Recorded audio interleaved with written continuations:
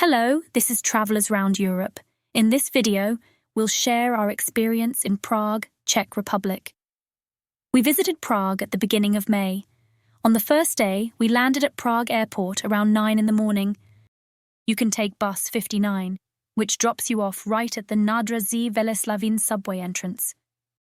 Since our check-in was in the afternoon, we decided to take the subway to Staromestská station, direction Depot Hostivar, from where we walked a few minutes to the famous Astronomical Clock. There, we waited to see the spectacle offered by it, which takes place every hour. It's preferable to be there in the morning hours and 15 minutes before the exact hour, as there are many tourist groups crowding the square. The clock comes to life every day until 9 p.m. The 12 apostles parade above the upper clock face used for time telling. It's a 24-hour clock, displaying the positions of the sun and the moon, while the lower clock face shows the name of the saint celebrated that day, along with the zodiac signs.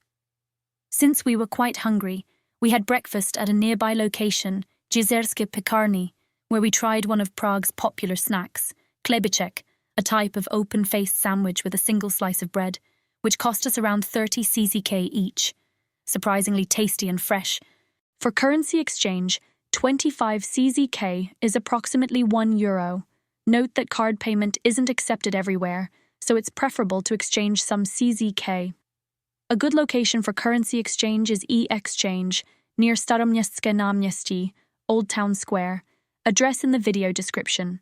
Be cautious of other currency exchange offices and ATMs that charge huge commissions and have incorrect exchange rates. Since we couldn't visit Prague without having a beer, we stopped at U Červeného páva. Since it was still early, around 1 p.m., we found a table without needing a reservation, as is usually necessary. It's a nice location with friendly staff and draft beer, much needed after such a journey. On our way to accommodation, we preferred to walk to admire the city, and thus we were able to see Wenceslas Square, at the end of which stands the imposing National Museum of Prague. During this walk, we also passed through Lucerna Passage, where we found its peculiarities, namely the upside-down horse statue, the piano, and one of the few functional Paternoster lifts in the world, which we returned to later because it's very well hidden. It was an interesting treasure hunt and a must-see when visiting Prague. To preserve this location, we won't disclose its exact whereabouts, but we can confirm that it exists and functions as you will see.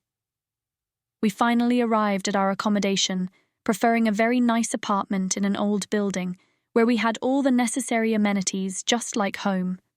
If you want the name of this place, leave a comment. After checking in, as we had skipped lunch, we had an early dinner nearby, at Hostinec Respublika. We ate traditional goulash with dumplings. I ordered tenderloin on cream with cranberry target and bun dumpling, while my husband had beef goulash with onion and hot pepper and bun dumpling. Location in the comments. Then we went for a walk again to Náměstí Míru, where we saw a beautiful church, Bazilika Svaté Ludmily. A tip for those nearby who want a snack.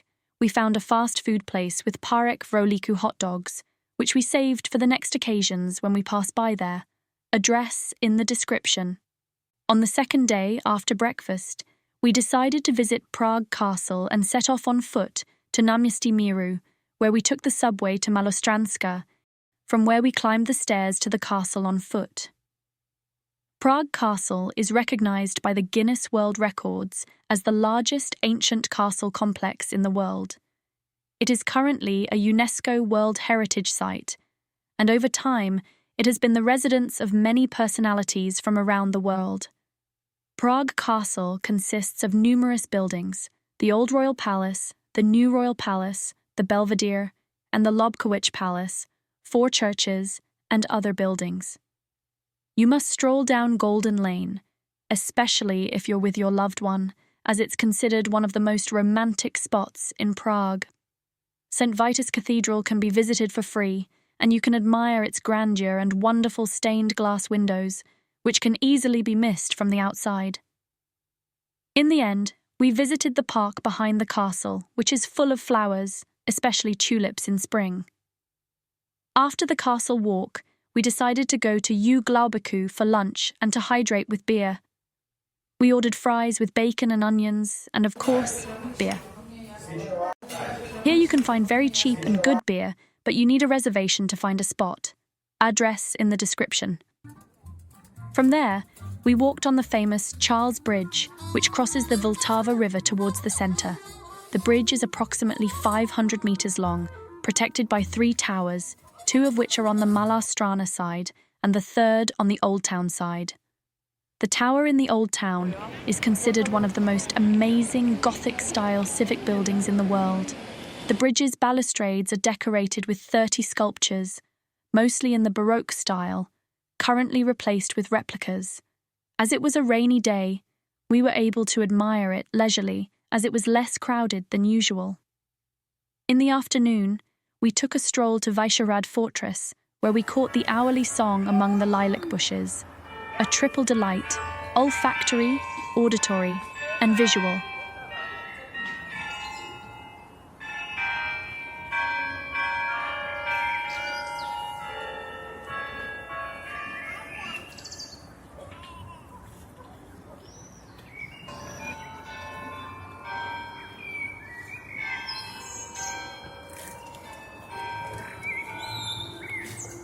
We took a tour of the statues, namely the rotating statue of Franz Kafka, which rotates for 15 minutes every hour, the Hanging Man statue of Sigmund Freud, the Hanging Man sculpture, and the headless statue of Franz Kafka near the Spanish synagogue.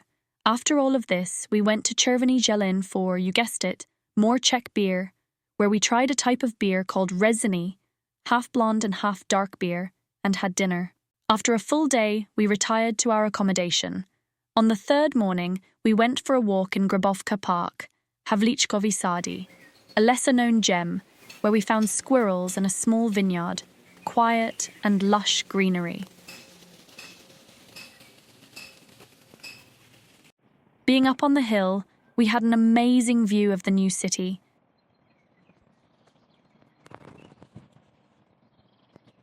We then set off in search of the hidden Paternoster lift, which we found after many but satisfying searches. It's basically an elevator without a door that goes in a loop without stopping. And of course, we took a complete tour to see the mechanism. Note that the one open to the public is closed, as there have been many accidents among tourists, but there is another functional one hidden from the public. A lesser-known location with cheap and good fresh food, especially used by locals, is Jidelna Světozor, located in the basement of Lucerna Passage, where I had duck leg with sautéed cabbage and my husband had beef goulash. Note that this location only accepts cash, location in the description. That evening we went to a concert at the O2 Arena and returned ready for a well-deserved sleep. Day 4. We heard about the famous brewery at Strahov Monastery, and we couldn't pass by without trying their craft beer called Saint Norbert, taking tram 22, which left us at the monastery gates. It also passes by the upper entrance of the castle. The Strahov Monastery Brewery is easy to locate in the Strahov Monastery complex, not too far from Prague Castle. It's a small location, and usually, tables are shared with other people. From here, you can see the castle, or the city, through binoculars. We then went for a walk towards Petřín Tower and through Petřín Gardens. Petřín Hill is one of the largest urban green areas, and its slopes are an oasis of calm in the centre of Prague. The Rose Garden, or Rosarium, at the top of Petřín Hill, Jizerske Garden and the Seminary Garden. The easiest way to reach the top of the hill is with the funicular. It operates from 9 a.m. to 11 p.m., with a 15-minute interval, and the ticket can be purchased from vending machines for 60 CZK. We then walked along the Vltava River and saw the Dancing House, which is a modern office building, designed by Frank Gehry, with a restaurant on the top floor offering a view of the city. In the afternoon, we walked near the National Museum and climbed up to Prague's Metronome. The area offers some of the best views of the city.